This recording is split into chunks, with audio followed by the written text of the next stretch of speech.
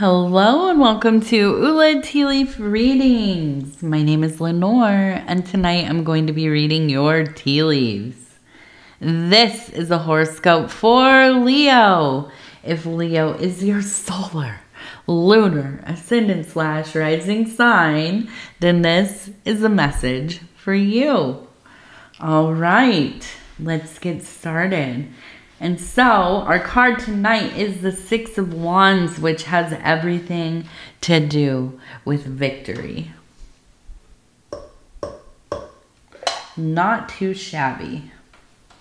All right, let's go ahead and take a look and see what these tea leaves have to say tonight.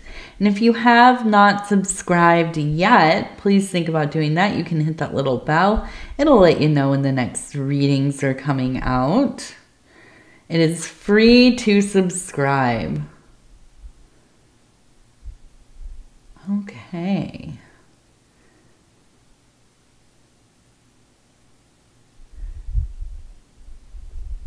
So we have, well, look at that face.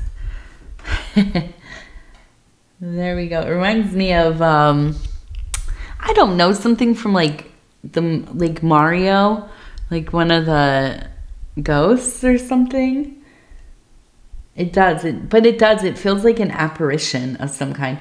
Which also, it looks like we have a person over here who is running this way.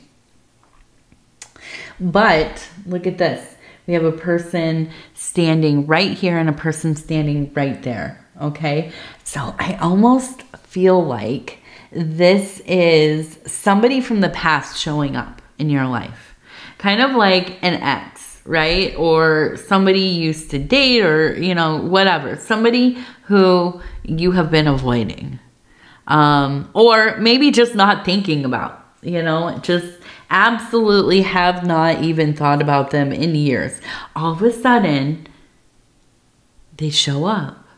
Maybe they're in your DMs. Maybe you bumped into them at the grocery store or whatever it is. And yeah, it absolutely is like, okay, I want to get out of here. This is not somebody that I am welcoming into my existence. Kind of like just that feeling of, oh, don't see me, oh, they saw me, you know, and headed right your direction. And I feel that there is the old entanglement because these two are together. So it does feel like maybe, you know, some kind of ex-romantic entanglement of some kind, right? Maybe somebody you worked with, you know, I don't know. Maybe it's like an ex-spouse. I'm not sure about the level of, but this face makes me laugh kind of because it is. It's like, oh my gosh, I forgot about you. I haven't thought about you in a long time. And I was happy with that being the case. So yeah, out of there. Out of there. That's what I see. Now, we also have an 8 and a 4. 84. Okay. And let's see.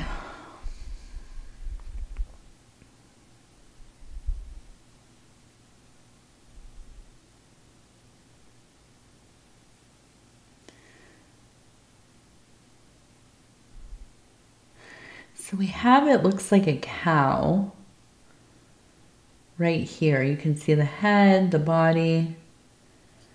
And on the back of it, I'm trying to see, I see we have a butterfly up here. So evolution of self. And this also looks like, it looks like a dog. The body, the leg, and then we have the head, nose, ears, kind of laying here. So, and it's fun. Okay, here we go. And then we have a person standing here holding a child.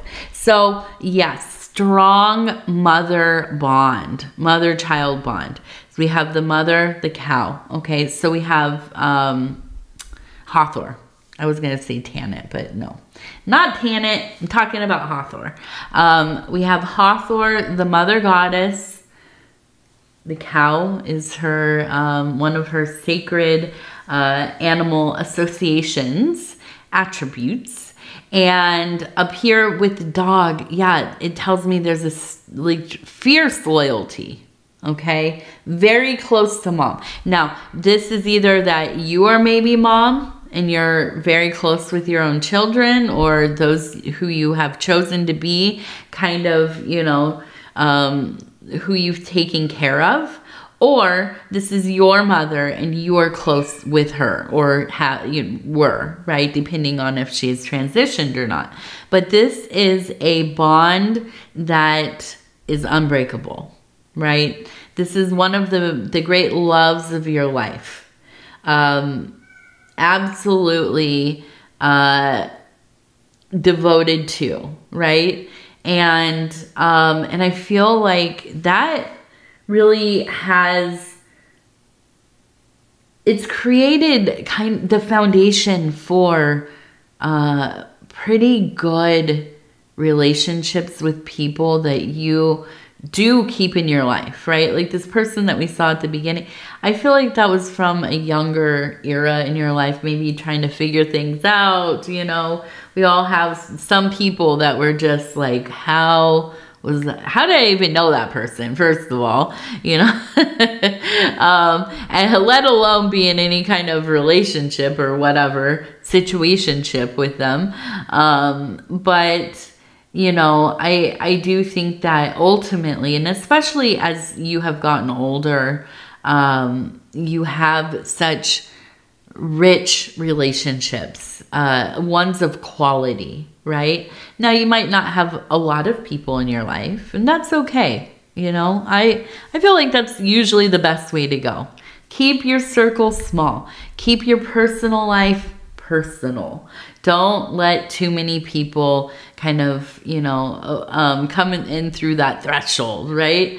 Just building really strong bonds with the people who are close to you. And I feel like that's so much the energy. There's this real focus on this kind of Sophia intelligence, right? And this is the feminine aspect of the divine, right? So there's a real sense of divine feminine consciousness fully engaged in your life, very active in your life. And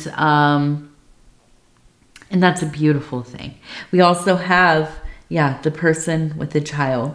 So I do feel that there is a sense of, yeah, real like paternal or maternal energy from you. Okay. I feel that you, because of the strong attachment style that you have grown up around, it continues on through you. And like I said, if this is you and your child, then I think your child taking on the same energy. And it might be that they have a grandchild, or, you know, you have a grandchild coming. Your child maybe having a child soon, right? Your adult child. Just to be clear. Adult child having a child soon, possibly, right? You might really bask in the energy of being a grandparent. My ear just went really plugged all of a sudden. My goodness. Sometimes that happens when I'm yapping a lot. Okay, let's see.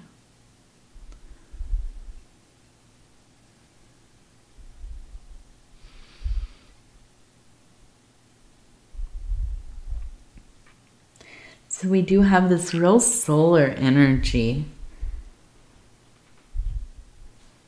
with this is a solar disc. I'm also reading it as 5 and a 0, so 50.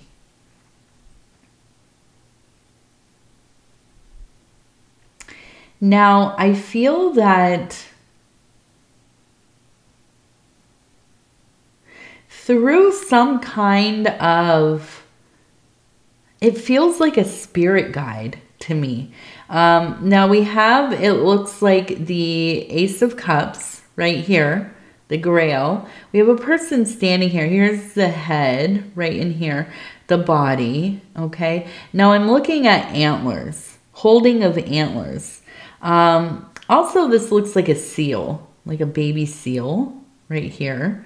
But then we have, with this person, it looks like an arrow kind of twisting around, coming out of the mouth.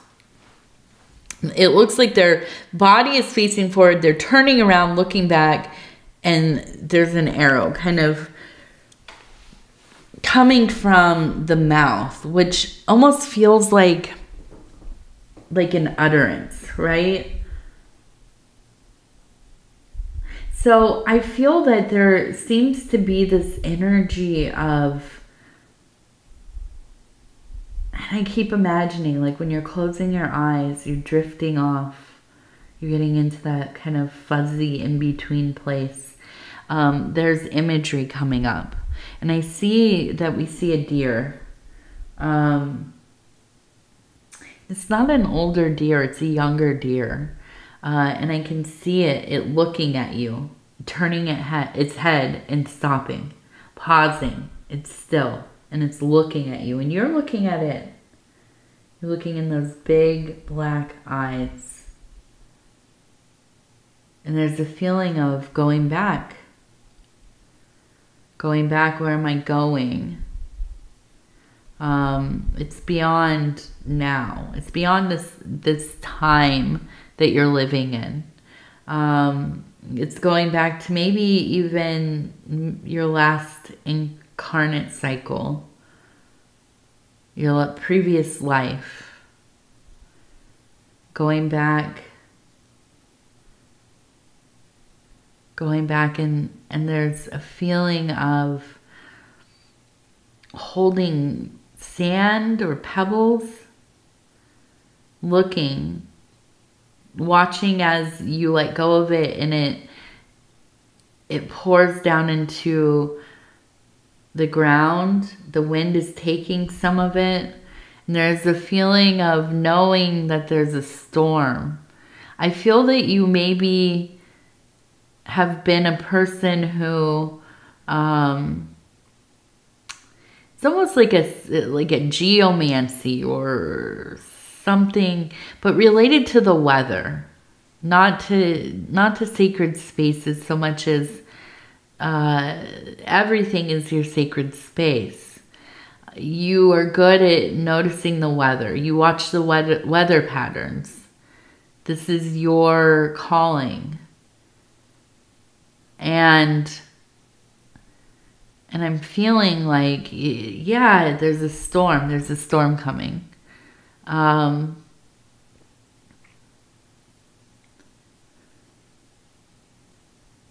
I feel that there's, and I'm thinking, what is it? There's a fear.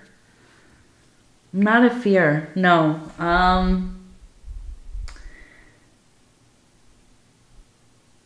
A sense of knowing that you're going to be in one place for a while, right? And I almost think of this as like a sandstorm or like a torrential rains, maybe. Something coming where it's like, yeah, I have to go inside. I'm going to be inside for a while. But not in a restful way, right? Not in a way where, okay, I'm going to go inside, I'm going to sleep through the storm. No, this is like, we're all going to have to remain alert through this thing. And I feel like this is, I know it's so random, but I feel that there's this energy of just knowing, being so connected to the weather. For some reason. Well, not for some reason, because this is maybe an ability you have even now, but even now I think it is maybe more dulled because we have the ability to kind of just look up what's going on. But I'm also one, I watch the weather patterns. I'm not really good at foretelling it. But I watch mostly because I garden. And also I'm just paranoid about tornadoes and things. But,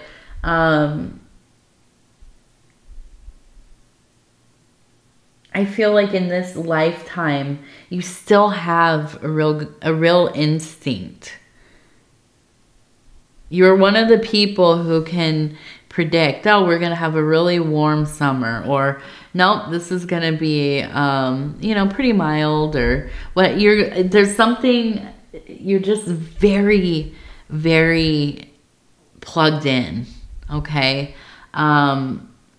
But I also think this extends to your ability to anticipate life in general, the movements of things, how things might go. What are the possible outcomes and what is most likely? You're really good at analyzing, right? And, predicting the, maybe like statistical likeliness of things, but very casually, right? And so I feel like as it seems like getting through this time, this storm, right? And that's it. It's going to lock me into place for a while. And I feel like it's maybe like a busyness at work. You're going to be focused on working. You have some big projects, or maybe, you have some extra jobs, seasonal things happening. You're going to be so busy. But I think that, it's something that has to be, because I think, it's about making some good money here. But it's going to keep you kind of locked into place for a while. And I feel, there's a little bit of lament there. Mostly, I think, because there's some kind of emotional aspect. I feel almost kind of this energy of not wanting to miss out on being connected. Maybe people in your life have things that will be taking them away for a while, traveling or vacation or whatever it is. And there's a sense of worry that kind of space is going to lead to things feeling kind of altered, the dynamic. So, I think there's a sense of fortifying self, getting ready for all of this. But very much it feels that you're living in this highly aware place, intuitive place. You're very much connected into this core aspect of self that is so in tune elementally, right? And I feel like when you really are active in this thinking, this ability to kind of allow yourself to be kind of affected by the whims of the universe, if that makes sense. Kind of like if you think about like that saying where you must be like a leaf on a river, right? You can't fight. If you fight it, it's going to sink. If you're the leaf on the river, there's the current and you fight, you're going to be taken under. But if you just go with it, right? You let the current take you, you'll come back up. And this is usually true in real life, although, there are channels underneath. You have to be careful. But, I learned to swim in the rivers from a very young age. Growing up, during the summer, I was in the river or a lake every day of my life, sometimes the ocean. I'm from Northern California, but the lakes and the river was the big thing. I spent a lot of time in the American River before it was just, I don't know. I hear it's pretty gross now, but you have to, when you get into those places where it's going to take you and drag you, you can't fight it. That fighting is what really, really gets you in trouble, gets you all wound up in the rocks and everything else. It's dangerous. So sometimes we have to just let our, we just let ourselves go into and hope and pray and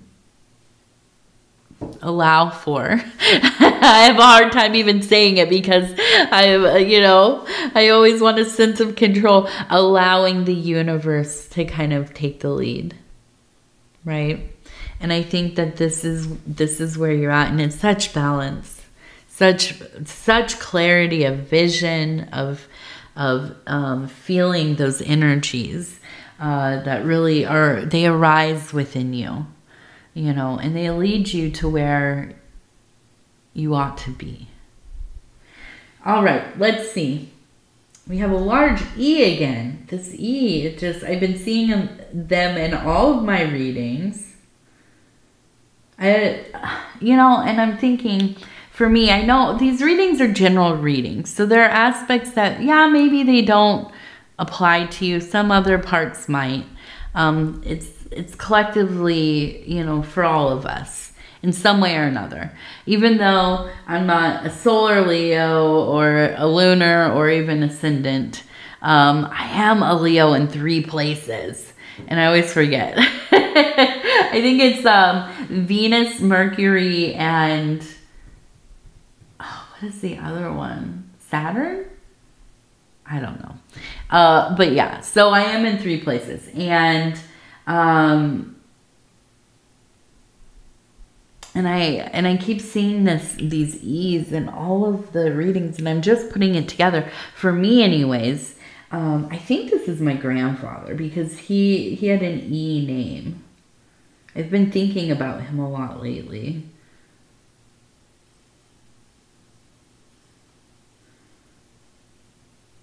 Oh, we have a cat. That's what it is, a cat. So quite literally, it feels like there's a cat energy. A cat energy in your life. Although it could be that they are from your childhood. Maybe they are no longer in their physical form. But I do feel maybe it's an anniversary, or maybe this is a cat that you recently got. I don't know, but there's a sense of like real belovedness here. This is a being that you are very connected to, and I feel like, there's almost a sense of maybe if this is a cat that's transitioned, you've thought about maybe recently getting a cat, rescuing a cat. And I'll just say, I am very, very, I don't like to give my views about most things, but rescue is so important. And you might be thinking, well, you guys have a hairless cat. You probably bought it from a breeder. I did not. She was a foster, and I could not adopt her out or anything. I had to keep her, and she had to keep me. I guess she chose me. We fell in love. TT, Tai, as we also call her, TT and I. My daughter calls her Tai. But yes, rescuing. If you're thinking about, please adopt. There's so many babies out there that, and oldies. Listen, I always try to get the oldies. I rescued a 17-year-old cat a few years ago. He lived to be 21, and he is one of the great loves of my life. His name was Charlie, and I still think about him a lot. But yeah, so cat. Maybe thinking about getting a cat. Definitely will never say no to that, right? Okay, let's see. We're going to do the Wild Offering Oracle deck, and I'm just going to go ahead and flip through. I'm going to stop where it feels right. It says service. You stop using the universe to try to get what you want and start asking love to use you. You offer all and want to be of service.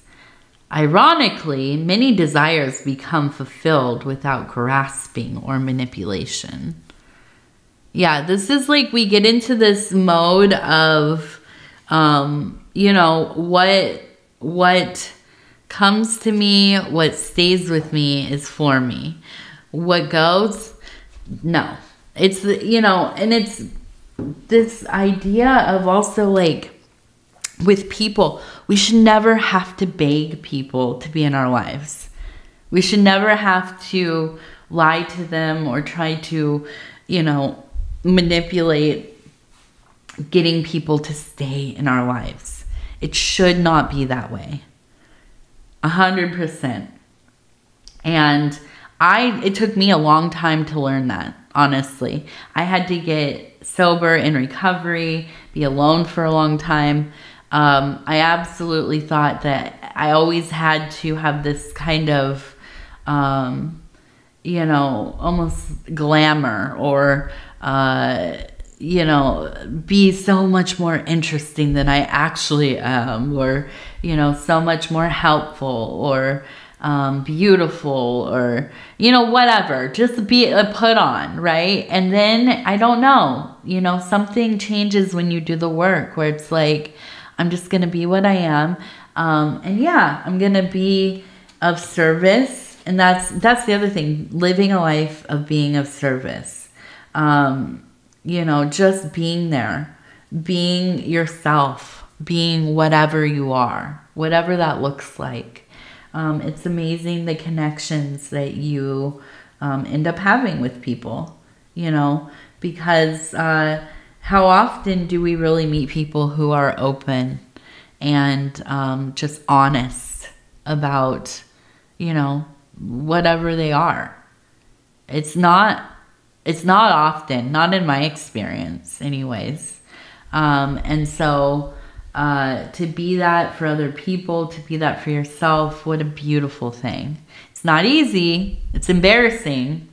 It definitely can be quite embarrassing. But without shame, right? I don't know. I don't feel a lot of shame I feel shame when I lie about things, or I try to make people perceive something in such a way, and that veneer kind of slips, and it's like, you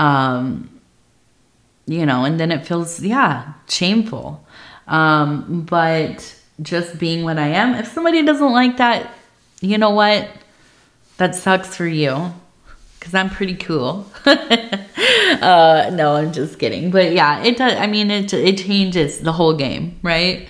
So anyways, Leo, I love you and I thank you for spending this time with me. It's always such an honor to be able to bring these messages to you. And if you would be so kind as to like the video, it really does help the channel. And if you have not subscribed yet, please think about doing that. You can hit that little bell.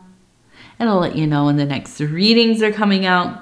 It is free to subscribe. And if you want to leave a comment, please do. Absolutely. Would love to hear from you. All right. I'm going to go ahead and tell you I love you again. And you know it's because I do. I hope that you do know. And yes, take care of yourself. We'll talk in a few days. Good night. Good night. Good night.